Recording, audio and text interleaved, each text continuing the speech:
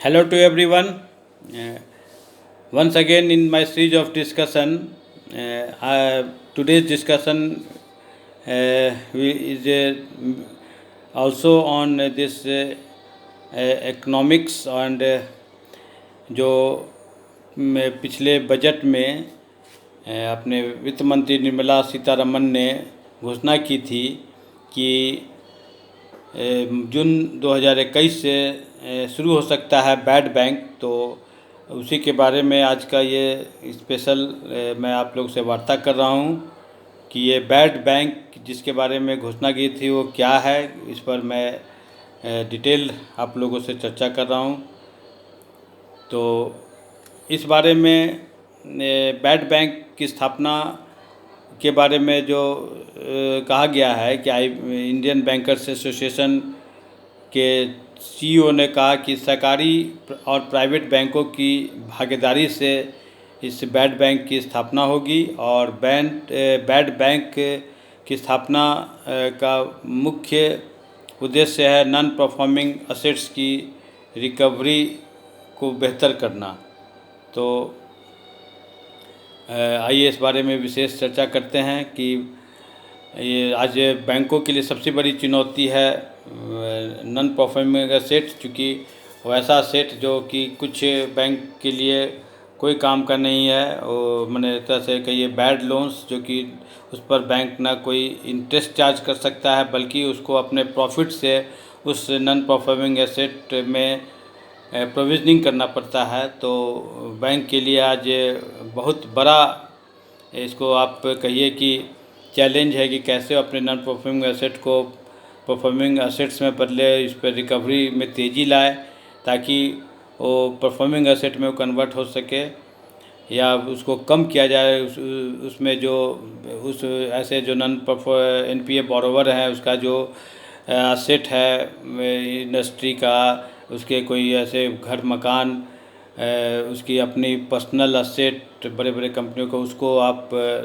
हम अटैच करके जो हम रिकवरी करें, तो यही बैड बैंक की स्थापना के पीछे मूल उद्देश्य है। तो इसी क्रम में जो नेशनल एसेट रिकंस्ट्रक्शन कंपनी जो बनाया गया है, जिसको ही बैड बैंक हम कहते हैं, NARCL, जो कि जून से शुरू होने की इसकी संभावना है।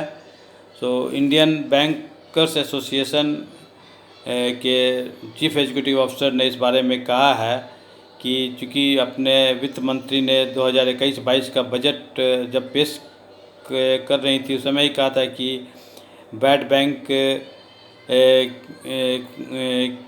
चालू किया जाएगा और यह हर एक बैंकों में जो ऐसे जो नॉन परफॉर्मिंग एसेट्स हैं उसको कैसे वो टेक ओवर करेगा और उसका समाधान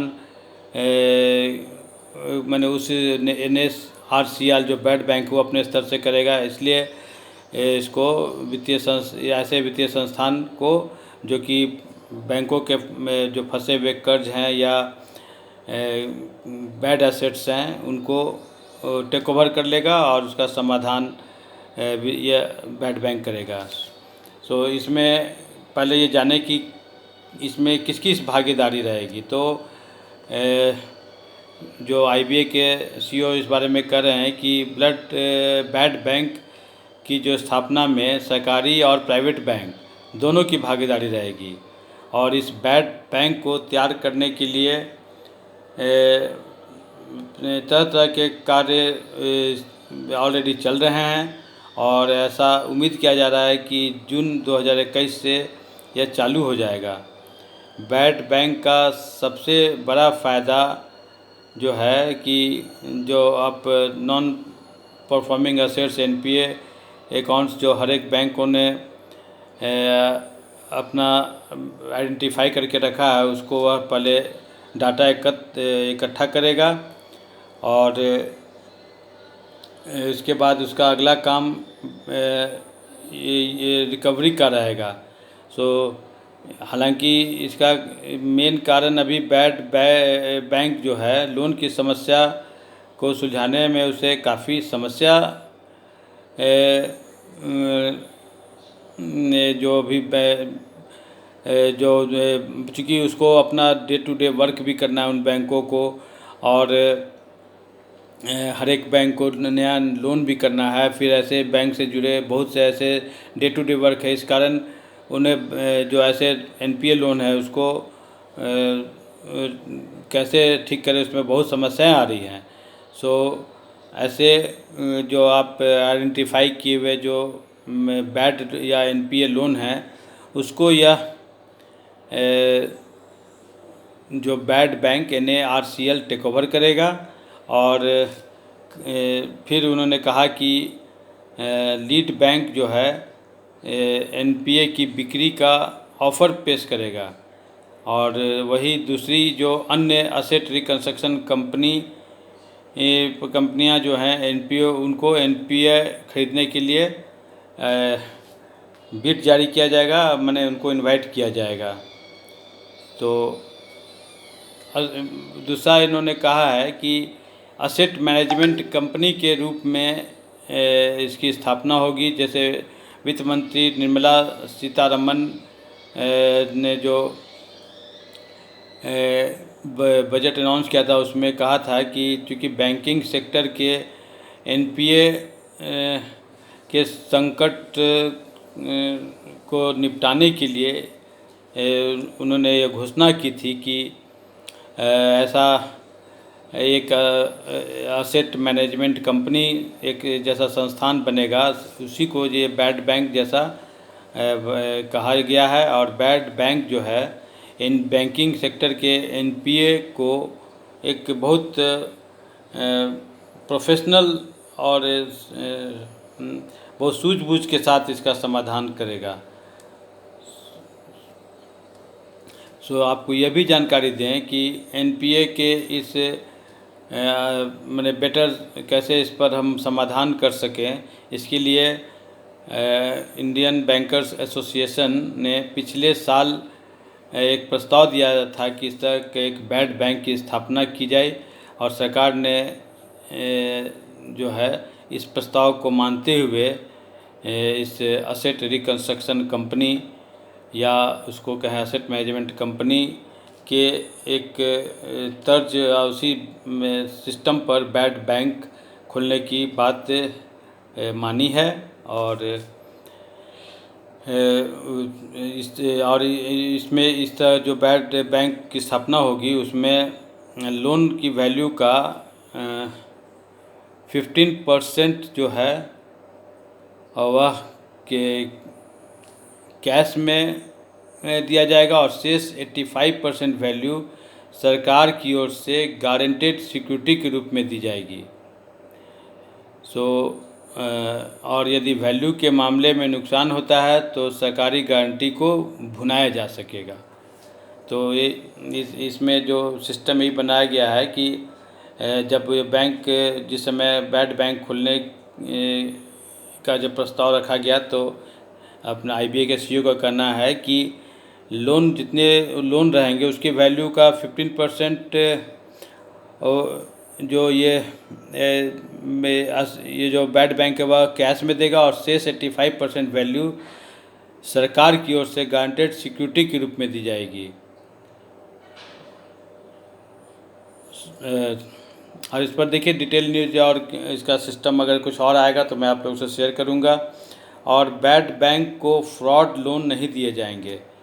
रिजर्व बैंक ये भी एक रिजर्व बैंक ने स्पष्ट किया है कि जो बैंकों ने जो लोन फ्रॉड घोषित किया है, जिसमें कि मान लीजिए वो बोरोवर फ्रॉड करके चला गया या उसका कोई एसेट ही नहीं है बिल्कुल, तो वैसे फ्रॉड घोषित किए गए लोन इस बैड बैंक को नहीं दिए जाएंगे।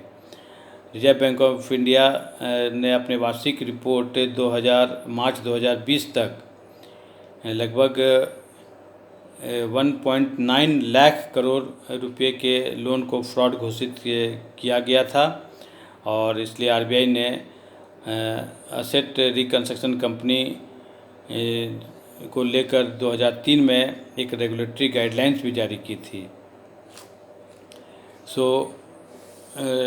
ये बैड बैंक जो बनाया गया है यह कोई नया आइडिया नहीं है। अगर आप एनपीए की समस्या जो है बैंक काफ़ी दिनों से इस समस्या से जूझ रहा है। 2018 में भी सरकार ने पब्लिक सेक्टर बैंक की समस्या से निपटने के लिए एक प्रोजेक्ट सशक्त लाने की घोषणा की थी। इसमें कहा गया था कि पब्लिक सेक्टर बैंक के बैड लोन को रिकंस्ट्रक्शन के लिए 5 पॉइंट की योजना उस समय बनाई गई थी। तो ये उस समय मैंने 2018 में भी इस तरह का ये एक बेसलाइन तैयार किया गया था कि एक प्रोजेक्ट सशक्त बनाया जाएगा और उसमें लेकिन ये बैड बैंक जो है यह नॉर्मल बैंक की तरह नहीं है। इसका मूल काम सिर्फ एनपीए से रहेगा और बैड बैंक को असेट रिकंस्ट्रक्शन कंपनी एआरसी भी कहा जा सकता है। यह दूसरे बैंकों के एनपीए को खरीदता है और धीरे धीरे उन कर्जों को वसूल करता है। इस तरह लोन देने वाले बैंक की बैलेंस शीट से एनपीए कम होता जाएगा। जैसे ही एसेट रिकंस्ट्रक्शन कंपनी को यह लोन ट्रांसफ़र हो जाएगा तो और उसके बाद उसमें वसूली जैसे आएगी तो बैंक के बैलेंस शीट से वह एनपीए कम होता जाएगा। और ये भी आपको बताएं कि बैड बैंक जो है यहाँ पैसा जमा करने, खाता खोलने या लोन देने का कोई काम नहीं करेंगे।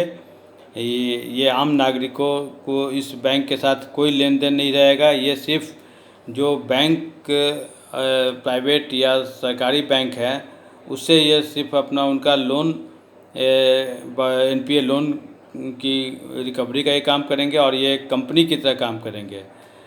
आम नागरिकों की जमा पूंजी से उनका कोई लेना देना नहीं रहेगा। तो ये मैंने जो आपसे विशेष चर्चा आज किया कि किस तरह ये बैड बैंक जो निर्मला सीतारमण ने बजट में घोषणा की थी और आईबीए ने दावा किया है कि जून 2021 से यह बैड बैंक का फंक्शनिंग शुरू हो सकता है। तो ये सभी सरकारी और प्राइवेट बैंकों के लिए बहुत राहत भरी खबर है, क्योंकि एनपीए का समस्या आज बहुत चैलेंजिंग समस्या है बैंकों के लिए। तो मैं आशा करता हूं कि मैंने जो बैड बैंक के बारे में जो डिटेल्ड इन्फॉर्मेशन आप लोग को दिया, यह आप लोग निश्चित रूप से आप लोग के लिए काफ़ी इन्फॉर्मेटिव रहा होगा। इन्हीं सब के साथ मैं आज की वार्ता ख़त्म करता हूँ। आप सबों को धन्यवाद। Thank you very much.